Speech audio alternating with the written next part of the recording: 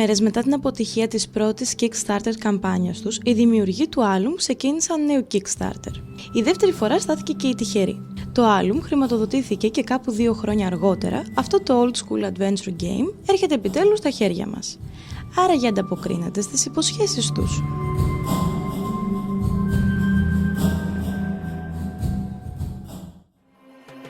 Κατά μεσής ενός θανάσιμου παγετού υψώνεται περήφανα η όμορφη πολιτεία Κόσμος που προσφέρει ζεστασιά και ασφάλεια στους κατοίκους.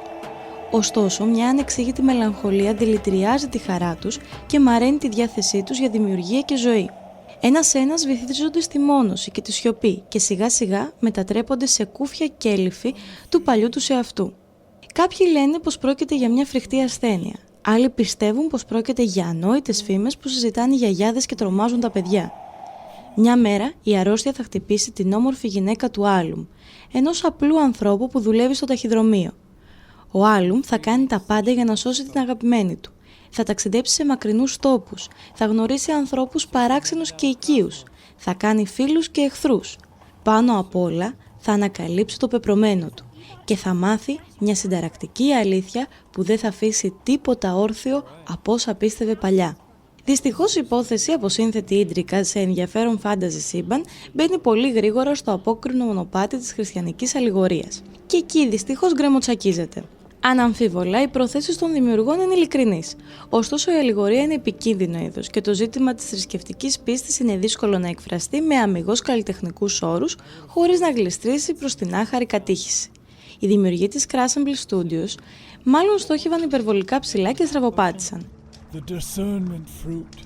You should be able to find it growing on the branches just outside. Την πικρή γεύση του χριστιανικού κηρύγματος έρχεται να υπερκεράσει ο άρτιος σχεδιασμός των inventory-based γρίφων.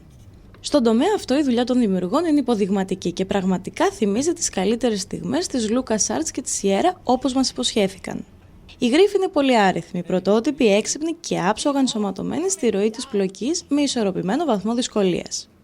Η συναναστροφή με τους δευτερεύοντες χαρακτήρες θα σας δώσει πολύτιμα στοιχεία για τη λύση αρκετών γρίφων και αποτελεί απόλαυση που θυμίζει τα adventure της παλιάς εποχής. Αξίζουν ιδιαίτερης μνήας οι εξαιρετικοί γρίφοι που σχετίζονται με τη συλλογή των χαμένων κομματιών μιας πανοπλίας, καθώς και οι γρίφοι που απαιτούν τον παράλληλο χειρισμό 2 χαρακτήρων. Κοντολογής όσο με κούραση, προβλέψιμη και προσχηματική αλληγορική πλοκή, τόσο απόλαυσα τη φρεσκάδα και την ευρηματικότητα των γρίφων.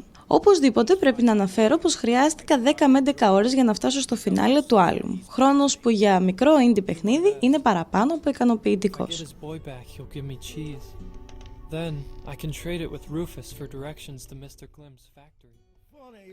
Ανάλυση 320x200 και άφθονα τρισχαριτωμένα τετράγωνα pixels. Τα backgrounds του παιχνιδιού είναι πολύ άριθμα, ατμοσφαιρικά και όμορφα. Δυστυχώς δεν μπορώ να πω το ίδιο για το σχεδιασμό των χαρακτήρων, που φωνάζει ερασιτεχνική προσπάθεια από μακριά. Ευχάριστη έκπληξη είναι η παρουσία voice acting. Ωστόσο, η χαρά μας κρατάει λίγο όταν διαπιστώνουμε πως πρόκειται καθαρά για δουλειά ερασιτεχνών. Ευτυχώς, στον τομέα της μουσικής έχει γίνει πολύ καλύτερη δουλειά με όμορφα και υποβλητικά μουσικά θέματα. Δεν θα σας μείνουν αξέχαστα, αλλά θα σας συντροφεύσουν ευχάριστα.